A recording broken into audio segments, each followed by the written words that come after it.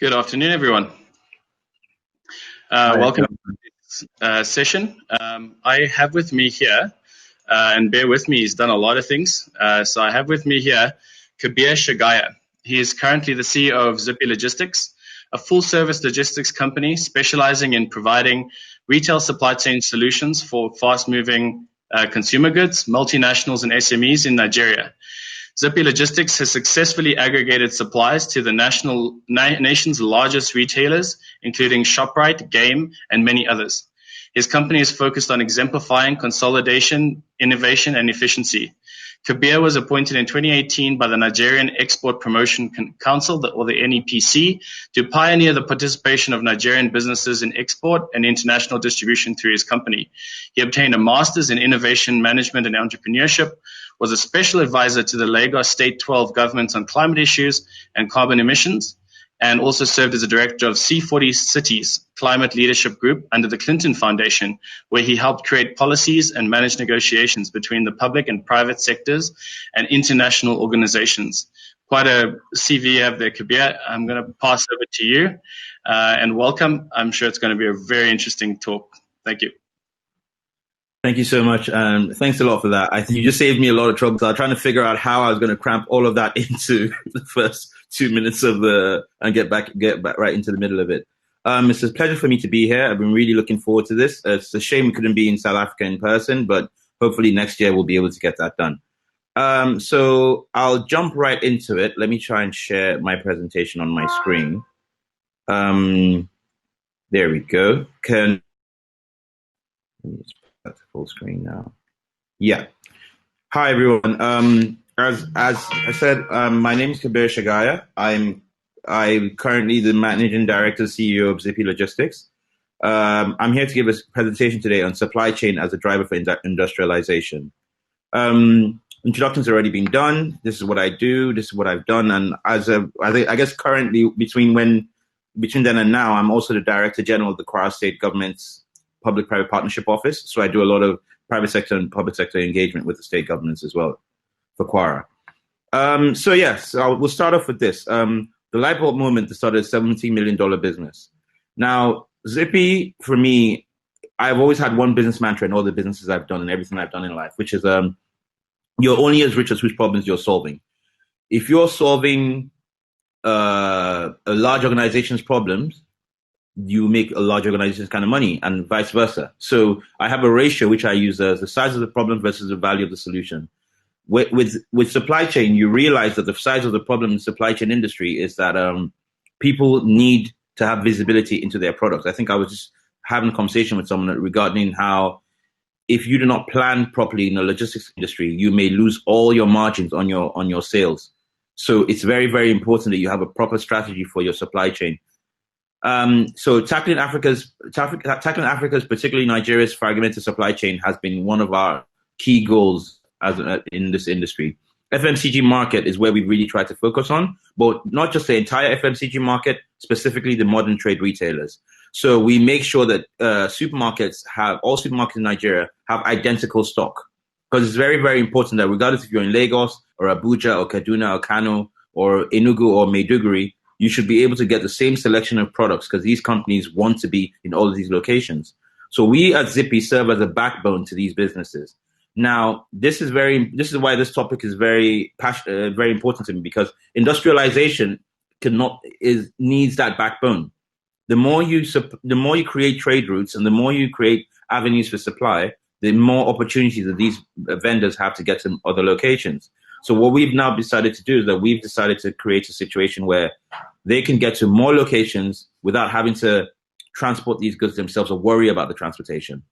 Now, this is just a bit of a story about where we are and how we got here. We currently have 97 suppliers who we've gone to about 40,000 deliveries and about 4.5 million kg of tonnage with a value of about 5.8 billion naira. I think that's close to about I can get the conversions in dollars to you in a bit, and that's over in 41% of the Nigerian retail industry. So for our distribution part, transit, what we do is we do distribution to supermarkets. We do warehousing for FMCGs. For example, we have some international clients who want to break into the Nigerian market. They ship everything to us, and then they can have the opportunity to expand. Procurement, same thing. We do the procurement for and white labeling as well, is what we're about to go into. And we do consulting to help strategy for expansion into trade routes. Now, the reason why I want to tie this all back to industrialization is because, you see, we have learned over the years, this is a brief timeline that we've done. Now, over the years, we've learned a couple of lessons. And these lessons have helped our business grow organically into a supply chain company that really focuses on supporting industrialization. And what we now did, because one of the most important lessons that I've learned in this business is you need to be able to serve the small and medium businesses and help them grow into large organizations. We started with a company, for example, like a company called Wilson's Lemonade.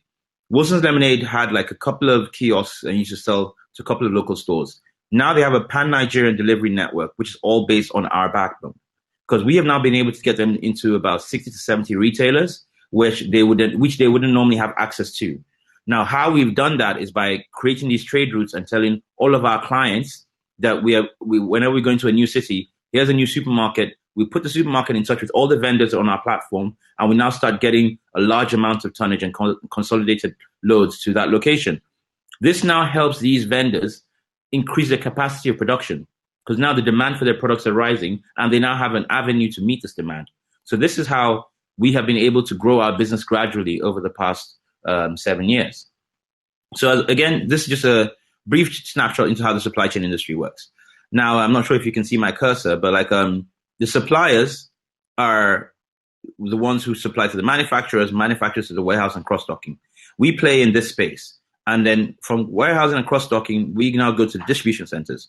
Zippy serves as a distribution center specifically because without these distribution centers, the retailers cannot get these products. And without that, industrialization doesn't occur. You need to make sure that in the supply chain industry, the key players in the supply chain industry need to be the link between the manufacturers and the retailers. It is very, very important that more supply chain companies go into that space to build the ecosystem. I think the value of the supply chain industry is about $40 trillion, and distribution centers has a big part to play in that avenue. Coming back to modern trade, Africa's former consumer markets are currently the least developed in the world, signaling enormous potential for future growth in regions. I think I can use ShopRite as an example. ShopRite currently, I think, is in several African countries. The advantage of ShopRite is that ShopRite has a centralized system. So if you are registered as a product in Nigeria, any country across Africa can see their products on their platform. So any buyer can order it. The only issue is that the buyer can't get the products to you. I remember we had an order from Zimbabwe to get some products from the Nigerian ShopRite to the Zimbabwean ShopRite. We'd have to go by sea to South Africa, then go by road or by train to Zimbabwe. It was such a long process that would make the product so expensive they couldn't work out, which now made us realize that, look, it is important for us to build out the logistics network on a Pan-African level where the demand is there. We just don't have a way of getting into these landlocked countries. So what we've now done at Zippy is that we've made it our mission to actually try and focus on African expansion, hence why we work with the Nigerian Export Promotion Council to try and build trade routes between Nigeria and other African countries, air freight, sea freight, and other potential avenues to get these products across. So e-commerce industry is another industry that's really benefited a lot from industrialization. Now, in the e-commerce industry, so Jumia, Konga, Dealday, and the likes set up in the Nigerian market. Now, one thing they all did is when they came into Nigeria, they realized that Nigeria doesn't have the logistical infrastructure to deliver these products. And they have a marketplace where local Nigerian vendors can now actually upload their products on Jumia's platform, on these e-commerce platforms. However, there was no way of getting the products from the manufacturers to the end users. So this was where the big opportunity came in, where we decided to invest in about 200 motorcycles to help bridge the gap between, which was not even enough because the market is huge and the market is still expensive because there's not enough consolidation. So each customer is paying for the full trip as opposed to paying a portion because other people are going in that direction as well. So the more the industry grows, the cheaper logistics gets, and the more demand that you're able to fulfill. So what I feel needs to be done here in terms of industrialization and e-commerce is more e-commerce platforms need to come up, and the adaptation of e-commerce platforms needs to be taken up a lot more by the consumers, and that will help boost supply. So as Zippy, we saw the future in retail as e-commerce. We've seen the future in retail as e-commerce, and we make sure that no matter what we're doing, we are always technologically advanced enough to match with the current demand. Then I also wanted to just quickly talk about the largest industrialization play in Africa right now, which is the African Continental Free Trade Area. So about this presently presents a major opportunity for Africa with bringing about 30 million people out of extreme poverty. In terms of number of countries, just to give you a sense of size, it is envisaged that the world's largest free trade zone since the establishment of the World Trade Organization in 1994. That shows you the size. Like the potential of business in Africa alone is enormous. The pact connects 1.3 billion people across 55 countries with a combined gross domestic GDP of $3.4 trillion. Achieving the full potential will depend on putting in place significant policy reforms and, as you can see, I've underlined trade facilitation measures. That's basically saying supply chain. We need to make sure we know how to get these goods from point A to point B to still remain competitive to the end user. Because right now you cannot compete freely if the logistics is going to be a hindrance to the competition. Modern trade is a very good example of how the industry that will experience significant industrialization if a Pan-African supply chain is established. At Zippy, we have strategically geared our services towards establishing new trade routes in order to build a more robust industry within Nigeria. So now, once we be able to consolidate Nigerian businesses who are ready for export, who have met all the requirements, and who have the demand in other African countries by like ShopRite, Spars, and the other likes of the supermarket chains, we will now be able to help them have a one drop-off stop and be able to get their products across the world from one location. That's the whole idea, that's the whole vision, and that's how that will help them boost their capacity, invest in more machinery, bring out more, grow. And that growth is because the demand is there to fulfill the growth risk that they're taking. Being able to key into opportunities such as the AFC FTA is our focus to ensure growth and expansion for small and medium indigenous businesses across Africa. And there's a quote here from the World Bank that says, as the global economy is in turmoil due to the COVID-19 pandemic, creation of the vast AFC FTA regional market is a major opportunity to help African countries diversify their exports, accelerate growth, and attract foreign direct investment. Now, those three points are exactly what, to me, industrialization is in a nutshell.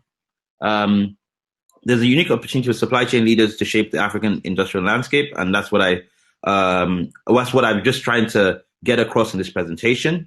I know it's quite short and sweet because I really wanted to have a more engaging question and answer session, have a very engaging debate about this. So I stop sharing my screen now.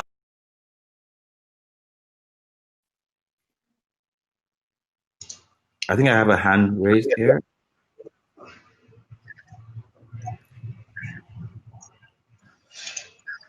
Hi guys, you can put your Q&A into the chat. Oh yeah. Into the discuss. Yes, I think I've seen. Kabir, I actually have a question. Yeah. So obviously, joining Africa logistically is a massive goal for all African countries. I think. How do you handle the almost localization that you need to do from one country to the next? I know with ShopRite, it's probably relatively easy because you have the ShopRite way of doing it. But when you're working with other customers, I'm sure it can get a little bit more difficult just in communication. So I've actually created a system where I built something I call it Transit. It's a consolidated network with a national schedule. It's like a train schedule. So basically what you have is you have every day of the week, you know where you're going and when. Let's just say there are 10 local governments in a state. On Monday, you go to local government 1 and 2. On Tuesday, you go to 3 and 4 and vice versa and vice versa. You share the timetable with all the vendors in that state. And then what you now do is everyone gets their goods to you the day before these shipments take place. Now, what I've done is I've been able to replicate that model in about 20 states right now. and it's now like it works like clockwork. So the whole idea is to take the same model to different African countries and also to European countries. So what you do is you get into this country, you get a local location, you contact all the vendors and manufacturers, let them know of the schedule to get to all these locations. You identify the small stores and all the supermarkets that fit into the criteria. Because to be a supermarket, you have to be you have to have 6 tills. There are certain criteria that we have in place to make sure you can get on our platform as a supermarket. So once your supermarket is registered on my platform, everybody, all the vendors that I have in Nigeria, in Ghana, in all the other countries will be able to see, okay, there's this guy that has a new supermarket coming up in a village in Malawi, and he will be able to have access to our goods. So it's basically like a large back-end e-commerce platform, which you grow state by state, local government by local government. Amazing. I actually have a follow-up question on that, but I see we do have a question in the audience. Elsie asks, please can you enlighten us more on the African free trade areas? Yeah, so basically, the African Bank is working with different federal governments to set up an Africa Free Trade Agreement where there'll be an Africa Free Trade Zone for all African countries. That is going to help boost trade across Africa, and actually they're investing, I think, about $25 billion in the network, and half of that money is obviously going to go into logistics and supply chain because that's what you want to use to make sure that goods remain competitive. So I know I did some consulting for one of the earlier concepts on this program. The issue is that we try to figure out, should we make the trading in blocks? For example, should North Central Africa only trade with North Central Africa, or should it be like everyone anywhere can trade with anyone? How do you manage logistics costs? What are the trade routes? So what we've decided to do is actually focus on building trade routes one window at a time. And once you build the trade routes one window at a time, it makes it easier for you to be able to. Open up. So sorry, 1 second. It makes it easier for you to be able to connect the countries, because right now it's impossible to connect everywhere in Africa at the same time. You have to start in blocks. Yeah. I hope that kind of sheds a bit more light on that. Absolutely, thank you. If there's any other questions, I don't want to clog the whole. I see Hiranu and Sabu has raised his hand. How do I invite them? Jenny, could you invite them to speak if that's what they need to do?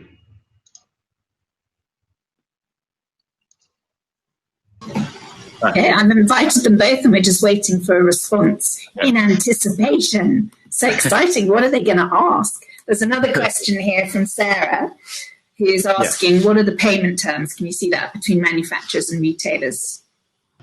Okay. Do they have cash up front or terms?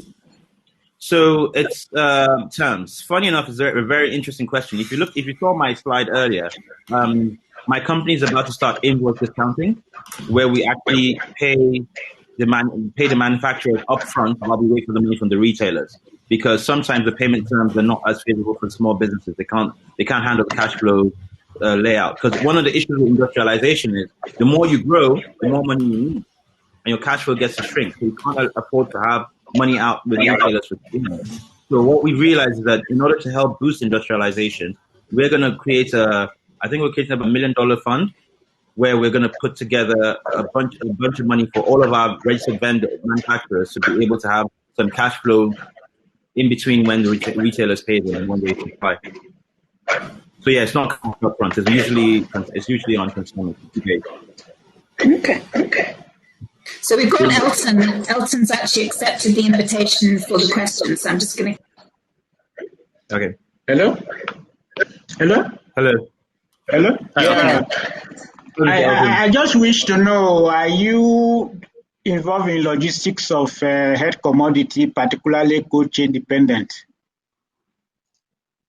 Hello. Sorry, can you repeat that? Do you do logistics movement for head care commodities, particularly cold chain dependent ones, like maybe blood? Then, if you do, how do you get them to reach area? Okay. So, Thank you very much. Kabir, Elton is from the National Blood Transfusion Service. Okay. Yeah, So yeah, how do you get blood cold chain dependent to hard to reach areas? So I can answer that. Funny enough, so as I said, as they mentioned earlier, I used to work for the Clinton Foundation, the Clinton Health Access Initiative, and one of the projects I worked on under there was the cold chain distribution of vaccines for zinc and ORS in River State, for example. So I built a consolidated network of local government health centers and the primary healthcare centers where you can distribute on a weekly basis with a schedule.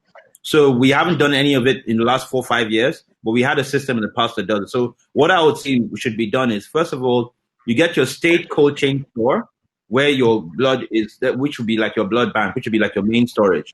Then you don't do supply push, you do demand pull. You wait to get orders from the specific local government and primary healthcare centers. Because what usually happens now is that you find that there's an excess supply, which leads to a lot of wastage. So you have to make sure you have a lot of data. Data is very, very important in the healthcare sector distribution. You need to know what is demanded when and where. Even if you have immunization days, these are the days that these people should come in, and then you should always make sure you make your orders the day after. So once you create that kind of system with the information network, and you can actually calculate the distance. Oh, yeah, sorry. For cold chain, it's very important you calculate the distance. The distance between the state cold chain store and every local government must be recorded. Because when you record this data, that's what shows you exactly how much time you can afford to transport each product for, and helps you dictate the mode of transport. Like I know in River State, somewhere in riverine areas, we have to go by boat to some local governments. We have to go by car, by tricycle, and some were delivered because they were just around the corner. So I think it's a whole consolidated network that has to be broken down based on the distance and based on the type of location and based on the product that you're moving. Because cold chain is quite vast, but it's something that's definitely doable. Do you suggest the use of drone? Oh no, I definitely do not. No, so I don't suggest the use of drones because it will not help you with the data gathering at the point of delivery. Because you see, you have to have a proof of delivery at the point of delivery. You have to have a condition of delivery. You have to also make sure you have the amount in stock. Like you have the stock count when you get there. If you're picking up any returns, for example, any old stock that needs to be returned, or any samples, for example. So you need to make sure there's a physical contact between you and the point of delivery. So drones will not be a good idea. Okay. I think that data is from end to end. Yeah. I can do data here, put my item in a drone, and the person at the receiving end receive the same data and sign off. Yes, but then I guess theoretically, yes, you could do that. But there's also some other factors such as internet connectivity, rural areas, real-time information that needs to be considered. Like if the person doesn't have internet or service while the drone is there, whatever information you may have needed to be gathered. And bear in mind, think about the fact that when you're doing 500 deliveries a day and you have multiple 500 drones all over the state at the same time, it will become cumbersome to manage and lead to human error. Agreed. Kabir, you mentioned a couple of times now that it's important to have the right data. I know how certain countries have done it, but how do you suggest collecting all that data that you need, especially considering that a road that was good today may not be so in 2 to 3 days? And how do you build that into your costing models? So what we do is that, so with my network, what we currently do is we have specific routes in which we take. Like, for example, there are multiple ways to get from Lagos to Abuja, but we have a specific road that we take. Whenever there's any road construction or anything, whenever we do a trip evaluation at the end of every journey, because we go to Abuja like 3 or 4 times a week. At the end of every journey, the driver gives a report on his trip, and he gives us updates on the roads, where there are damages, where there's accidents, where there's trucks, where there's that, and then we input that into our system. And when we reach to a certain decision on our monthly calls, we decide on a different route to take that location, and we do a counterfactual where we measure the efficiency of taking a different route as opposed to the other one, and we update that in real time as we move along. That's seriously impressive. I feel like I'm clogging the questions. So please, guys, if you have any questions, I think we still have about 20 minutes, if I'm not mistaken. So please add some extra questions on there. So the title of your talk is Supply Chain as a Driver for Industrialization. Do you have any any figures that have shown where Zippy has been, that there's been an uptick, or that there's been an uptick in industrialization in those areas? Yeah, I actually do. What we have here is I'll pull up some figures for you right now. So when Zippy first started, we started 7 years ago. We're currently valued at roughly about $17 million, based on the growth we've been able to do in the logistics industry in the last 7 years. Now, this growth has taken place based on the certain key figures. Let me share my screen so you can see the figures again. How do I share it again? Okay, I just need to close this and present. Yeah. So if you have a look at the figures in front of you, so it's to get like 97 suppliers for about 40,000 deliveries. Now, these 40,000 deliveries have happened across about all major supermarket chains in all the major states in Nigeria. We currently make sure that we serve all the supermarket chains, and we move a significant amount of tonnage for some of the largest FMCGs. Some of the other, this slide also shows some of our growth, some of the things that have taken place in our growth. When we first started, we were doing 40,000 packages in our first full year in 2014 of operations. That was for Jumia, Konga, and all the e-commerce companies. Then we moved to about 200,000 packages which are times 5 growth in 2015. As of 2017, we had moved our business model from e-commerce owning 200 bikes to trucks and warehouses and actually going into supermarket logistics. So our business went through a complete pivot in the last 2-3 years because we decided to move away from the e-commerce. We're not move away. We decided to shift our focus from e-commerce to actual modern trade because we wanted to have a larger impact where the demand was stronger. Because you see, people need to eat, and people do not have access to this food across the country. And what we decided is that if we have a system, which we've already perfected in the e-commerce industry, we can bring that same level of efficiency to the modern trade industry. The modern trade industry in Nigeria needs to grow. We only have about 60 retailers in the whole of the country, 60 large modern trade retailers, branches. That's including ShopRite, which owns 22 of that 60. And Spar owns another 13 and 14. So by the time you take the 2 of them out of it, you only have about 10 or 20 left. So what we need to do is we need to create the demand. And the reason why more supermarkets can't open is because companies like us don't exist. If you want to open a supermarket tomorrow, you need to find a list of vendors who will be able to stock your store. What we have at Zippy is we have a one-stop shop where you can come to us and we can literally give you every supplier that you need to fill out your supermarket in 24 hours. Now, we don't necessarily make money from that. We don't sell the list to you. We don't charge you a fee for it or anything. We are just happy to connect retailers and manufacturers, because the more retailers and manufacturers we connect, the more load we have for our logistics. And we are actually trying to make sure we build the industry and build a sustainable infrastructure to help the country get to a point where we're less dependent on informal sector trade and actually move more to the formal sector and help the manufacturers have better terms because they have better negotiating power. Of course. Would you say that, have you guys benchmarked yourselves against sort of the developed world 3PLs? And would you say you're able to achieve similar metrics, or is the market so different that you need to almost put reliability or responsiveness higher than cost in some cases? So I think that's a very good question, because one thing I always do is that I do not make excuses for Africa and I do not make excuses for Nigeria. I believe that we in Nigeria and in Africa can be just as good as any European or any Western country in terms of operations and logistics, even as good as China. We just need to be able to have better levels of communications and better level of innovation. And we have some advantages which they do not. Now, for example, my business is modeled after Ocado. Ocado is one of the largest modern trade distribution networks in the UK, which currently serves for Waitrose and I think some other supermarket chains as well. Now, the next step Ocado has gone into is opening their own e-commerce platform where they actually do their own orders. In Nigeria, yes, there are logistical challenges that make it more difficult for us to function here.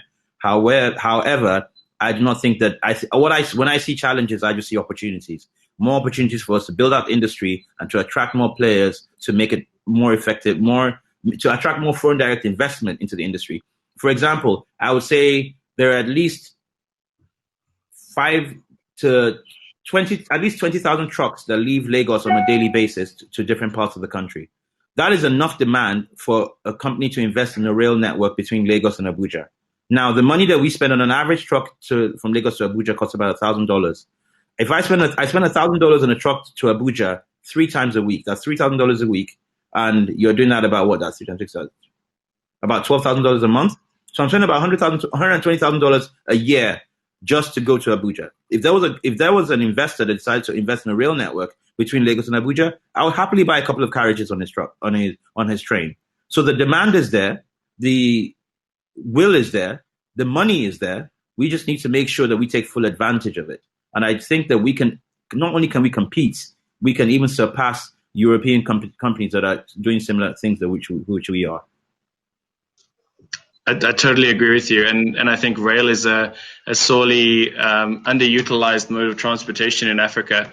But if the will and the money and everything is there, why haven't they done it yet? Do you think? I think it's also down to policy and also down to you see, there's a big divide, because I work a lot with as I said, I work a lot with the government now, and also I used to work with the government before. The issue in Nigeria is there's a big divide between the private sector and the public sector. There needs to be a merge, because you see, in the difference between Africa and the rest of the world is that the private sector is coveted by the public sector. However, in Africa, it isn't. We need to understand that the government funding is not the way to build systems in Africa. It's actually through private sector engagement. If you, for example, sit down all the major private sector players in the logistics network, you will see that in that room alone, you can get enough expression of interest to invest in a train line. You can actually do that. But the issue is that the government is doing it without engaging the private sector. And that's what the thing. So right now, we're trying to work on more public-private partnerships. Public-private partnerships is the answer to most of the issues right now, where you actually get the people that will be using the products and be paying the products. Tax is not the only way for governments to generate revenue. You generate revenue as well through actually doing business. The governments need to go into doing more business and less tax collection. I totally agree with you, and I hope we've got a few government personnel here listening to this. Seeing as you've also mentioned a couple of times now that you have the technology to give yourself an advantage. What do you think are the next big technological breakthroughs that Africa will need to solve its particular problems?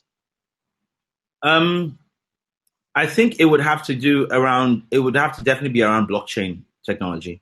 The issue with Africa right now is information and visibility. That's the only problem. The demand is there, the money is there, the willingness is there. It's just information is the issue. And I feel like with more information of what is available and where it's available and how it can get to you, you will see a significant growth. And I think what people need to do is need to start investing more in how this information can be gathered and can be shared across the different borders.